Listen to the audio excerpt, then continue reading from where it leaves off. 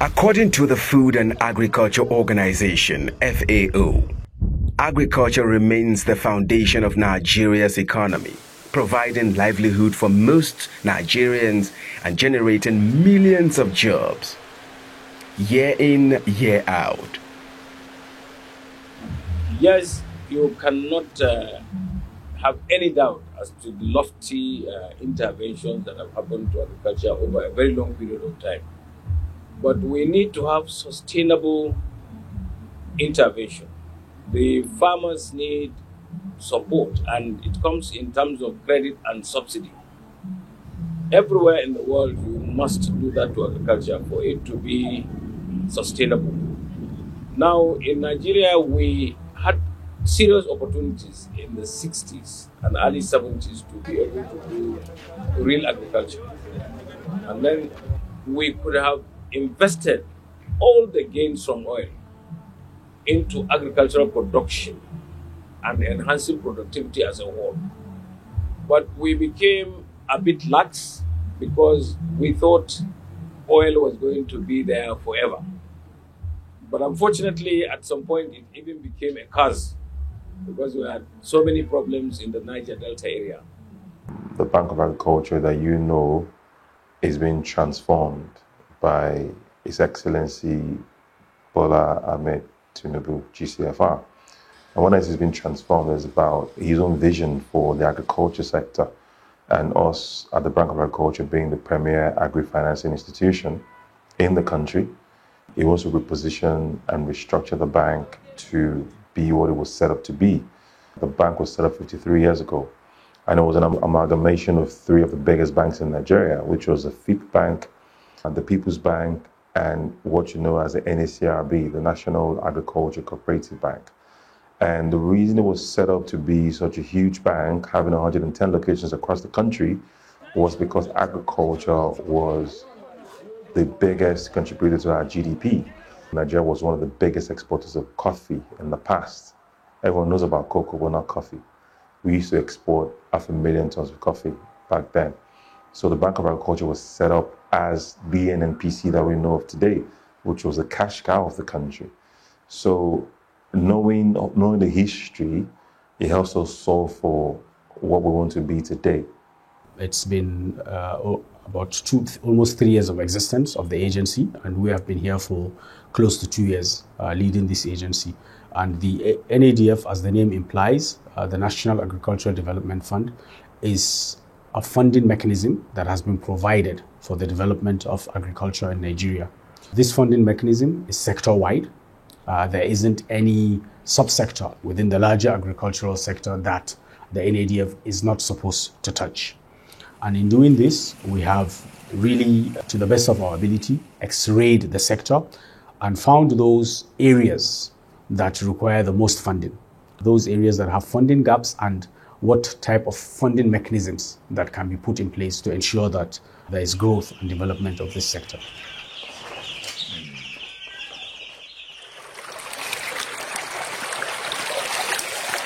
Nigerians tilt and cultivate her vast arable land spread across the 6 geopolitical zones of the country. This is geared toward making the country self-sufficient in food production and drastically reducing the reliance on foreign food imports.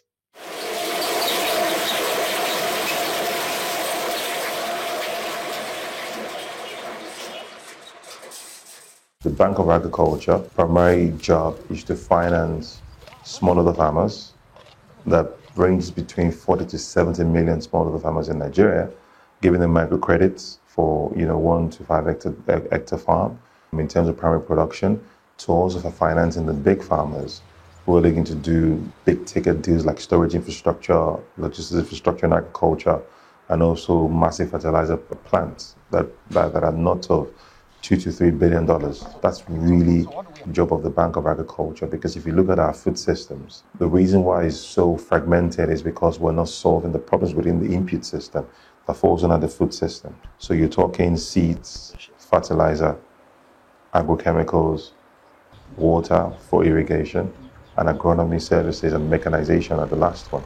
So if you talk about seeds, how do we start to provide good seeds to our farmers to move them from farming using grains and getting 1 ton per hectare to 2 tons per hectare to them being able to achieve 6 to 10 tons per hectare with better improved seeds? It means we need to go back to the origin of the seed production, which is seeds production companies. We need to finance them to start to create new IPs through research institutions, creating breeder seeds, foundation seeds, and certified seeds. Once we start to do good certified seeds, we can now multiply that across the country for our farmers to be able to access and plant to be able to get 6 to 10 tons per hectare. The government of President Bola Ahmed Tinubu is extremely agriculture friendly. And the mantra is that agriculture should transit into a business. Agriculture should be seen as that business that it should be. Agriculture has, in the past, been seen not as only developmental, but also an area that is continuously interventionist.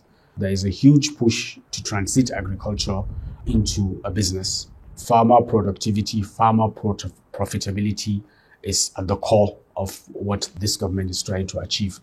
And validation is the ensuring of the operationalization of the NADF, the now capitalization of the BOA, and the encouragement of other development finance institutions to really look at agriculture. There are agricultural products within the BOI, there are agricultural products within Nexim, and of course, the Federal Ministry of Agriculture and Food Security with its new outlook and the new mantra that they're pursuing. This administration has opened so many windows to help agricultural production, but there are so many problems. The food system has come into a lot of problems, but this is a global thing. Nigeria's investment in agriculture is still far short of getting us out. Luckily, when the government has decided that it would recapitalize the Bank of Agriculture to the tune of 1.5 trillion. Now, that will be good if all the cross-cutting issues are also addressed. Because even if you put in this money and you don't give the right people the loan and you ensure that they will pay back and others will get, it will be a problem. And there are many, many other challenges. Some of them are man-made, some of them are acts of God, like floodings and all that. All these things compounded the issue of the food system in Nigeria. The agri-food system needs to be bolstered, and you can only do that with sustainable finance. Sustainable finance will come in the way of making the Bank of Agriculture the farmers' bank. Let the farmers feel that it is their bank, and when they borrow, they pay because it is only when they pay that others get. You can only do that by selling equity to them. Yes, some people imagine that if you sell equity to a very large number of people, it becomes amorphous. No, you are giving this to farmers, and you don't have to have their numbers. What you should consider is the money that they will pull together. When they pull it together, it's an investment. They get a piece of the action through the bank. So it doesn't matter that the farmers are 40 million or whatever. It's not all 40 million that will sit on the board. It is the money that they will pull together that will go in. Because if you notice, the CBN and the Federal Ministry of Finance, they have not paid their equity. This 1.5 trillion is coming directly from government. It's a presidential allocation. And that is like ad hoc. Because once it finishes and nothing comes out of it, then of course you go back to square one and the bank will still go back to its position. So before you do that, you need to restructure the bank. Let the bank operate like a bank. Successive administrations come up with various interventionist programs with a view to show up the output of Nigerian farmers, making the country grow what it eats and eat what it grows, thereby preserving scarce foreign exchange that can be tailored into other developmental purposes. We take a problem, we bring in actors, we stress test, we simulate, what we think the solution should be before we implement. Having done it in the private sector doesn't mean I can't do it in a government-owned company. So for me, I'm very confident that we'll do a lot of stuff to reposition the bank. If you think about it, we started 6 months ago. We never used to operate as a bank. We used to also operate as a government agency because we never had banking infrastructure. In 2-3 months, I did all the banking infrastructure. So we're on NIPS, NIPSS, we have all the certification, we've onboarded on the CBN platform. Now all our customers can bank with Bank of Agriculture, not agency banking with Zenith Bank and the Bank of Agriculture account under Zenith Bank. Now we are our own bank. So all that technology has been sort of installed. We know that customers can now get cards, powered by Afrigo. Your NIN and your BVN will be on those cards, which is the first of its kind in Nigeria. It means I can track you through your NIN. I know exactly, where you live. I have your fingerprint. I have your BVN. I have everything else. So it means I can track every of my farmer. And it means that I solve problems of financial inclusion as well, or financial exclusion, by farmer and farm database that Mr. President has graciously approved that we should do in partnership with Federal Ministry of Agriculture and Food Security. Once we do this, it means we can have about 40 million farmers in our database. Once we have that, we can open bank accounts for all of them, right? So I solve problems of financial exclusion as well. And with their card, they can get input on the card because it has, a wallet system on that card. They can also use it for, debit and credit type of transaction. First and foremost, we need to do away with the quick fixes. We need to be very serious. We need to agree and admit to the challenges and critically look at them. They are very surmountable if you put all the energy together. We need to not see agriculture anymore as the village man or my grandfather's kind of life. Agriculture is truly very profitable business. Agriculture is a national driver. Perhaps looking at our own geography and demography, we do not have a better structure. We do not have a better national driver towards economic growth than agriculture. Today's era of agriculture has also brought in a lot of technology that is optimizing the sector, that is allowing or is inviting youths to come in and play in the sector. So those are pluses that we need to, but as a whole, we have to be very serious. We have to ensure that solutions are well curated. We have to do away with the quick fixes, and then we have to also try to not see, because agriculture is also a global phenomenon. The competition is global. So we cannot look at Nigeria as within that prism of a country. We need to look at, first and foremost, the regional interplay of different systems, of different prospects, of different problems that would help ensure that Nigeria is poised to really be the driver of agriculture within the ECOWAS region. There is a lot of interest in Nigerian produce from our neighbors. Analysts have, however, advocated for strong institutions and enhanced capitalization of relevant agencies, started with revamping the agriculture value chain.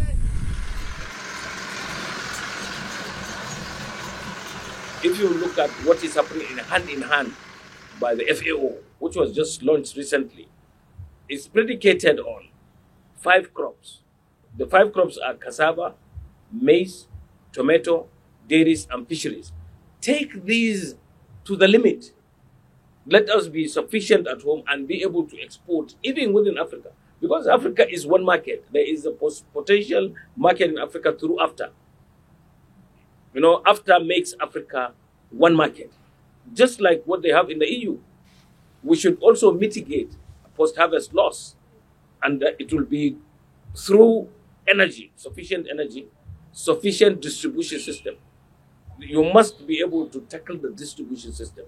Transport system should be seamless, should be easily affordable, so that you take whatever is produced from the place of production to place of use easily, without either it going bad or without delays in supply, which can cause a hunger in so many places. And you must be able to really address issues of like school feeding system. You must be able to have a program where the youngsters are sufficiently fed with nutritiously balanced meals so that they will be able to think from outside the box. I mean, we all had this opportunity. I mean, in growing up, we used to get powdered milk in the primary school. Our We in the lower classes we were getting it, and the people in the senior classes were even begging us for all this. And then you can see a person like me from a village. I'm able to speak English anywhere in the world.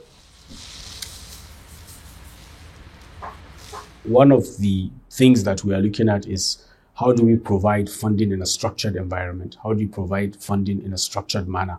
How do we keep funding ecosystems so that gaps are not being met? Our strategy is to ensure that, for instance, with irrigation as an example and post-harvest losses, then we know that when we are funding primary production, we are not only funding increment or increased post-harvest losses, but we're trying to fund a structured environment. I think the best example of what we've put down is the current program we're doing, that is an input financing targeted at agro-processors. Here we're trying to see that we fund agro-processors that have proven backward integration models, so that when farmers produce at the primary level, there is proper offtake. We're solving the problems of fragmented supply chains. We're solving the problems of diseased input. We're solving the problem of lack of feedstock for agro-processors. So we're really trying to see that we strengthen that ecosystem between farm and factory in that program. Developing agriculture in Nigeria goes beyond unbridled enhanced funding. It requires well-developed strategies with critical stakeholders playing a pivotal role and synergizing seamlessly such that leakages are reduced to the barest minimum and factors of production are optimally enhanced. We're a bank, like a GT bank or an Access bank. The only difference is we are a GOC, a government-owned bank, right, or government-owned company. We are not set up by an act. We're limited by liability company, meaning we have shareholders. The shareholders could have been you, it could have been Rabobank, it could have been GT Bank. In this case, the shareholders are government. It doesn't mean we should not declare, profit or dividends to government. So we are not going to be running things as government. The steps we put in place, we have designed and implemented a robust technology platform where, it tracks and monitors every part of the value chain end to end. The time we give inputs to the farmers or we give credit to them, to the time that they're meant to apply your first chemical, to the time they get to the fruit harvest. We can track everything. And we offtake from the farmers, net of what we've provided for the farmers plus our own interest rate. So that's principal plus interest. And farmers get, whatever whatever is remaining.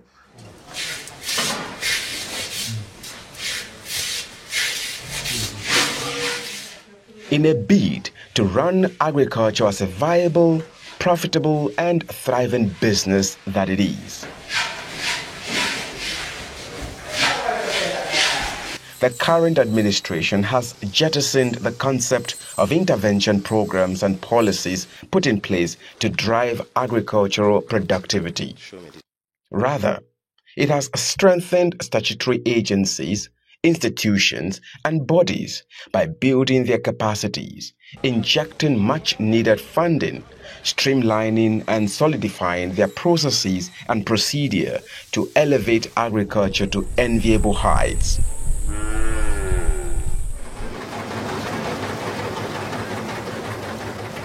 The agri-lending is long-term, and you need patience. You need to help the people to keep their books right and to monitor what they do and all that. And you also need to encourage large players in the agriculture ecosystem so that when they have operations, those operations are supported sufficiently to be able to keep them in production all year round.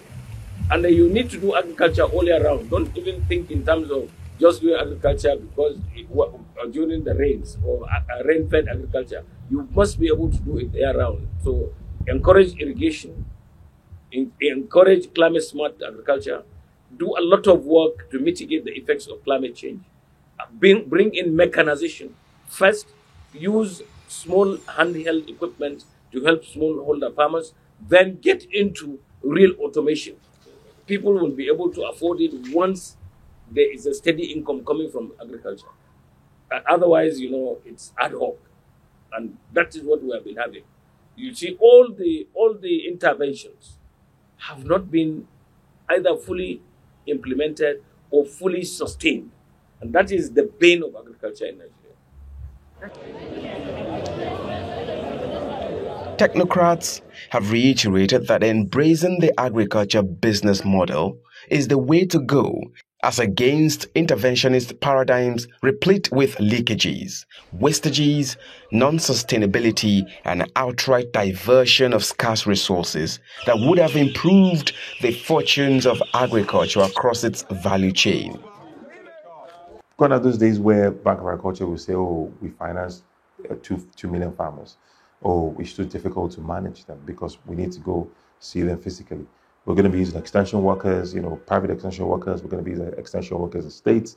And also ourselves would have our own layers of, M&E as well. So all these sort of things will ensure that we put out money and we get these monies back.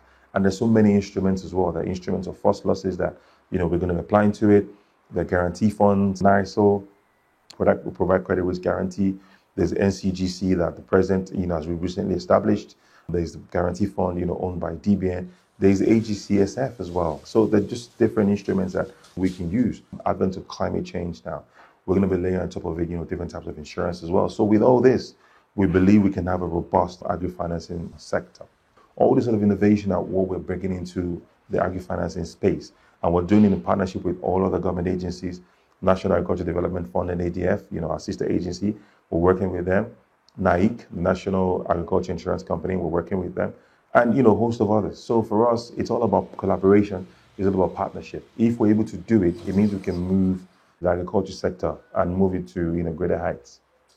As a government, what we are trying to do is to avoid quick fixes, is to really look at those solutions critically. We are not hiding that there are no problems.